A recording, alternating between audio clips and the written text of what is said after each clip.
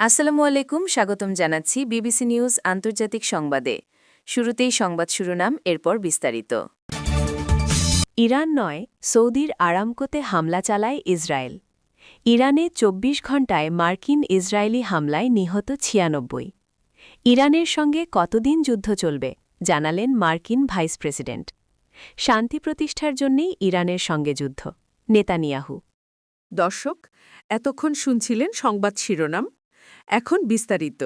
আপনি যদি ইসরায়েলের ধ্বংস চান এবং মুসলিমদের পাশে থাকেন, তাহলে ভিডিওতে লাইক করে চ্যানেলটি অবশ্যই সাবস্ক্রাইব করে দিবেন এবং আপনার মূল্যবান মতামত অবশ্যই কমেন্টে লিখে জানিয়ে দিবেন। এখন বিস্তারিত। ইরান নয়, সৌদির আরামকোতে হামলা চালায় ইসরায়েল। সৌদি আরবের রিয়াদের আরামকোতে হামলা ছিল একটি ইসরায়েলি ফলস ফ্ল্যাগ বা ভুয়া পরিচয়ে চালানো গোপন অপারেশন। এর লক্ষ্য হল ইরানে আক্রমণের অপরাধ থেকে আঞ্চলিক দেশগুলোকে বিভ্রান্ত করা বা মনোযোগ অন্যদিকে সরানো। তাসনিম নিউজকে দেওয়া সাক্ষাৎকারে ইরানের একটি সামরিক সূত্র এ তথ্য জানিয়েছে।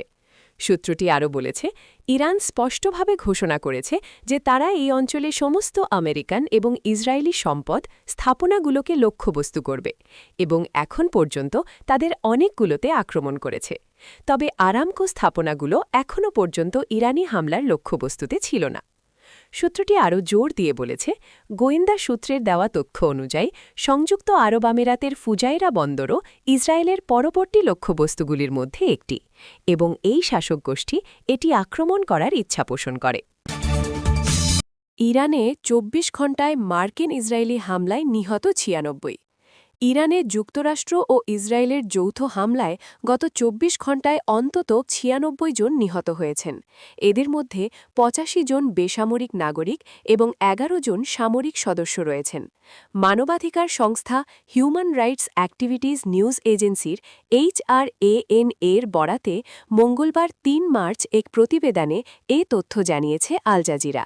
ওয়াশিংটন ডিসি ভিত্তিক এই সংস্থাটি জানায়, সর্বশেষ হিসাব অনুযায়ী গত ২৮ ফেব্রুয়ারি শুরু হওয়া যুক্তরাষ্ট্র ইসরায়েলের পর থেকে ইরানে এখন পর্যন্ত মোট বেসামরিক নিহতের সংখ্যা বেড়ে অন্তত ৭৪২ জনে দাঁড়িয়েছে।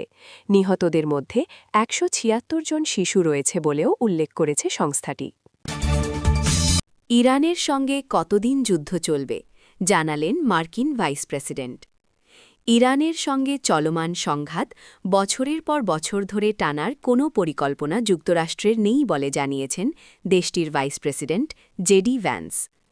মার্কিন সংবাদমাধ্যম ফক্স নিউজকে দেওয়া এক সাক্ষাৎকারে তিনি বলেন, প্রেসিডেন্ট ডোনাল্ড ট্রাম্পের একটি স্পষ্ট লক্ষ্য, ইরান যেন কখনোই পারমাণবিক অস্ত্র তৈরি করতে না পারে। ভ্যান্স বলেন, প্রেসিডেন্ট শুধু তার দ্বিতীয় মেয়াদের প্রথম ৩-৪ বছর ইরানকে ঠেকিয়ে রাখতে চান না। তিনি নিশ্চিত করতে চান ইরান যেন কখনোই পারমাণবিক অস্ত্র না পায়।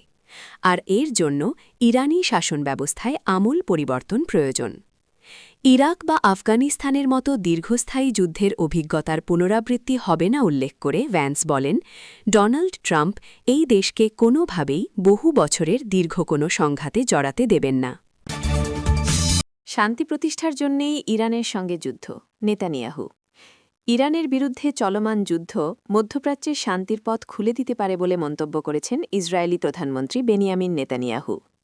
মার্কিন সংবাদ মাধ্যম ফক্স নিউজকে দেওয়া এক সাক্ষাৎকারে এমন মন্তব্য করেন তিনি।